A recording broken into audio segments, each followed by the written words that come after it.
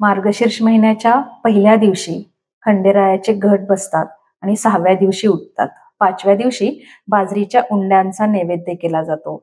जसं नवरात्रीमध्ये देवीचे घट बसतात तेव्हा आपण कडाकणे करतो 7व्या किंवा 8व्या माळेला, ते गुळ आणि गव्हाच्या पिठाचे असतात. तर इथं काय केले जातात, बाजरीचे उंडे केले जातात. कारण मार्गशीर्ष महिन्यामध्ये थंडी असते आणि थंडीच्या दिवसामध्ये हे उष्ण पदार्थ, बाजरी तशी उष्ण आहे ती खाल्ली गेली पाहिजे. त्यामुळे आहारशास्त्राने पण बघा कसा नैवेद्य देवाचा ठरवलेला आहे की तेच जे आपण नैवेद्याला करणार ते आपणही खाणार, मग आपणही ते पदार्थ त्या त्या सीझन मध्ये खाल्ले पाहिजेत, असे हे नैवेद्याचे पदार्थ असतात. आणि 6व्या दिवशी चंपाषष्ठी असते. चंपाषष्ठीला भरीत आणि बाजरीचे रोडगे ह्याचा नैवेद्य केला जातो. चातुर्मासाचे 4 महिने सोडले तर बाकीचे 8ही महिने खंडेरायाला हे वांग्याचं भरीत आणि रोडगा हा नैवेद्य चालतो. चातुर्मासामध्ये फक्त कांदा आणि वांग हे खाल्लं जात नाही आणि आपणही खाल्लं नाही पाहिजे, कारण वांग्याला चवही बघा आता थंडीच्या सीझन मध्येच लागते आणि त्यामुळं ह्या चंपाषष्ठी नंतर वांग्याचे कोणतेही प्रकार केले तरी ते टेस्टला छान लागतात. आता वांग्याचं भरीत करायचं म्हटलं की वांग भाजणं हे आलंच. आता पूर्वीच्या काळी चूल असायची, चुलीमध्ये वांग टाकलं की ते छान भाजून निघायचं. पण आता जर आपल्याला वांग भाजायचं म्हटलं तर गॅसचाच उपयोग करावा लागतो आणि गॅसवर डिरेक्टली कोणताही पदार्थ भाजायचा म्हटलं तरी ते आपल्या हेल्थला हार्मफुल आहे. आता आपण भाकरी तव्यातच शेकतो, भाकरी पण आपण गॅसवर शेकायला नको म्हणतो, ते हार्मफुल असल्यामुळं. मग आता हेच वांग्याचं भरीत गॅसवर वांग न भाजता डिरेक्टली कसं करायचं हे मी तुम्हाला ह्या व्हिडिओमध्ये सांगणार आहे. अगदी 5 ते 7 मिनिटात फटाफट होणारं हे भरीत आहे. फक्त मी सांगितलेल्या स्टेप्स ज्या आहेत किंवा ज्या टिप्स आहेत त्या तुम्ही फॉलो केल्या तर तुमचंही भरीत नक्कीच छान होईल.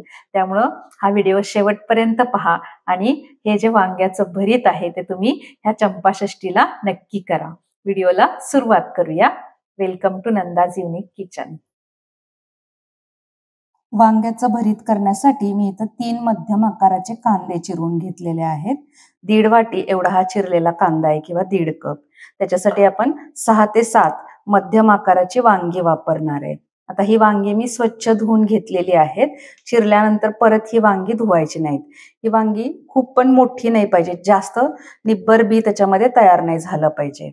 मी एक वांग कट करून दाखवते तुम्हाला. हे पहा, कट केल्यानंतर असं पांढरं शुभ्र निघतं. हे अजय अंकुर प्रकार आहे वांग्याचा आणि हे वांग टेस्टला छान असतं. तर आपल्याला वांगी न भाजता भरीत करायचे म्हणून आपण या प्रकारची वांगी वापरलेली आहेत. भाजून करण्यासाठी आपण जळगाव वांग वापरतो, पण मी तुम्हाला सोप्या पद्धतीने सांगणार आहे म्हणून हे वांग वापरणार आहे. आणि चिरल्यानंतर धुवायचं नाही. मी वांगी चिरून घेते आता इथं. 1 वाटी कांदा आणि 2 वाटी एवढे वांग्याचे काप आहेत, बारीक काप केलेले आहेत. अंदाज येण्यासाठी मी इथं वाटीचं प्रमाण सांगितलं तुम्हाला. थोडंफार कमी जास्त झालं तरी चालू शकतंय. आता एका कढईमध्ये आपण वांग्याच्या फोडी, बारीक काप केलेले आणि कांदा हे टाकून घ्यायचंय.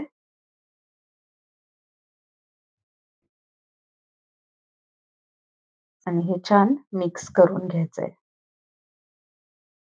कच्चा कांदा जो आहे ना, तो वांग्याबरोबर असा मिक्स करून घ्यायचा. त्याचा अरोमा वांग्यामध्ये मुरला की वांग्याची टेस्ट खूप छान लागते. त्याच्यामुळे हे मिक्स करून घेतोय आपण. मिक्स करून झालं की ही कढई मी गॅसवर ठेवलेली आहे आणि गॅस ऑन केलाय. आता त्याच्यामध्ये आपण 2 पळ्या एवढं तेल टाकायचं आहे आणि मिक्स करून घेऊयात.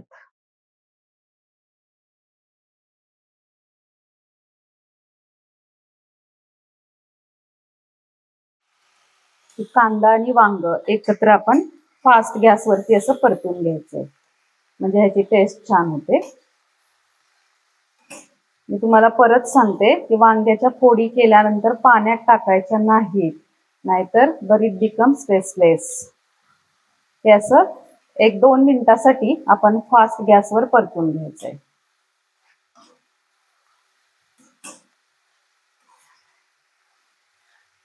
म्हणजे काय होतं की कांद्याचा जो अरोमा आहे तो वांग्यामध्ये मुरतो आणि त्यामुळे चव छान लागते. हे आपण परतून घेऊया. 2 मिनिटासाठी हे वांग मी फास्ट गॅसवरती परतून घेतलेले, कांदा आणि वांग मिक्स. आता मीडियम फ्लेम वरती 1 मिनिटासाठी आपण हे कव्हर करून ठेवूयात. आपलं भरीत 1 मिनिटासाठी आपण झाकून ठेवलंय. तोपर्यंत आपण इथं बाजूच्या पॅन मध्ये एक 4 मिरच्यांचे तुकडे घेतलेले आहेत. ते थोडे आपण शेकून घेऊयात.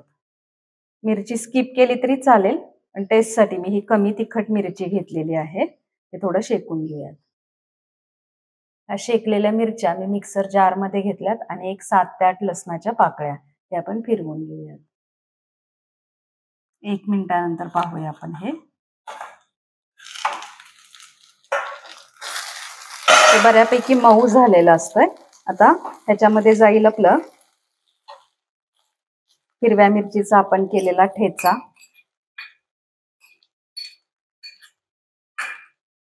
त्याच्यानंतर हळद, लाल तिखट आणि काळं तिखट घेतलेले चवीप्रमाणे आपल्या, आणि मीठ घालूयात आणि हे मिक्स करून घेऊयात. हे सगळं छान एकत्र मी मिक्स करून घेतलेले. आता हे 1 मिनिटासाठी लो फ्लेम वरती कव्हर करून ठेवायचंय. 1 मिनिटानंतर आपण हे झाकण काढून बघूया.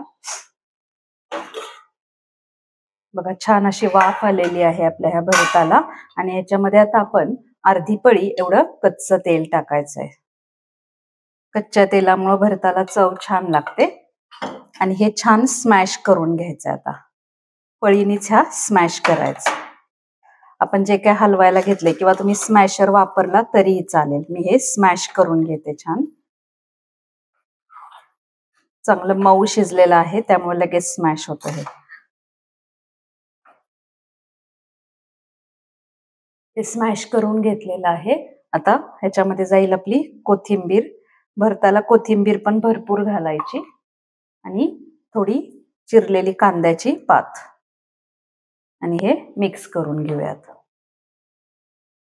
आणि आपलं हे भरीत रेडी झालं बघा, वांगी न भाजता. बघा खंडोबाच्या नैवेद्यासाठी मस्त छान असं आपलं वांगी न भाजता वांग्याचं भरीत तयार झालेलं आहे. भरीत आणि रोडगा हा मानाचा नैवेद्य असतो चंपाषष्ठीला खंडोबाला.